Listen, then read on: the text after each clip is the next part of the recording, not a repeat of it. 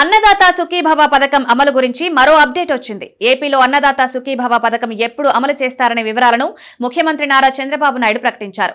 కడప జిల్లా వేదికగా టీడీపీ మహానాడు కార్యక్రమం జరుగుతున్న సంగతి తెలిసిందే. మహానాడులో ప్రసంగించిన చంద్రబాబు మహిళలకు ఉచిత బస్సు ప్రయాణం, అన్నదాత సుఖీభవ పథకాల గురించి కీలక వివరాలు వెల్లడించారు. ఆగస్టు 15 నుంచి మహిళలకు ఆర్టీసీ బస్సుల్లో ఉచిత ప్రయాణం హామీని అమలు చేయనున్నట్లు ప్రకటించారు. అన్నదాత సుఖీభవ పథకం అమలుపైన కీలక ప్రకటన చేశారు. రైతులకు పెట్టుబడి సాయంగా ఉండేందుకు ఏడాదికి 20,000 అందిస్తామని ఏపీ అసెంబ్లీ ఎన్నికలు 2024 సందర్భంగా చంద్రబాబు హామీ ఇచ్చారు. వైసీపీ హయాంలో రైతు భరోసా కింద 13,500 రూపాయలు అందిస్తుండగా తాము అధికారంలోకి వస్తే అన్నదాత సుఖీభవ పథకం కింద 20,000 రూపాయలు ఇస్తామని ప్రకటించారు.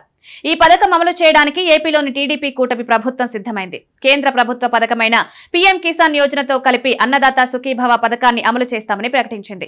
పీఎం కిసాన్ యోజన కింద 6,000 అందిస్తుండగా దానికి రాష్ట్ర ప్రభుత్వం నుంచి 14,000 కలిపి ఏడాదికి 20,000 అందిస్తామని వెల్లడించింది. తాజాగా కడప మహానాడులో అన్నదాత సుఖీభవ పథకం అమలుపై చంద్రబాబు కీలక వ్యాఖ్యలు చేశారు. ఏడాదిలో 3 విడతలుగా అన్నదాత సుఖీభవ కింద పెట్టుబడి సాయం అందించనున్నట్లు ప్రకటించారు. నిర్ణయించిన నేపథ్యంలో కేంద్ర ప్రభుత్వం ఇచ్చే 6,000తో కలిపి 3 విడతల్లో 20,000 రైతులకు అందిస్తామన్నారు. ఈ ఏడాదికి సంబంధించి పీఎం కిసాన్ యోజన తొలి విడత విధులను కేంద్ర ప్రభుత్వం ఎప్పుడు విడుదల చేస్తే అన్నదాత సుఖీభవ కింద రాష్ట్ర ప్రభుత్వం వాటాను కూడా అప్పుడు విడుదల చేస్తామని ముఖ్యమంత్రి ప్రకటించారు.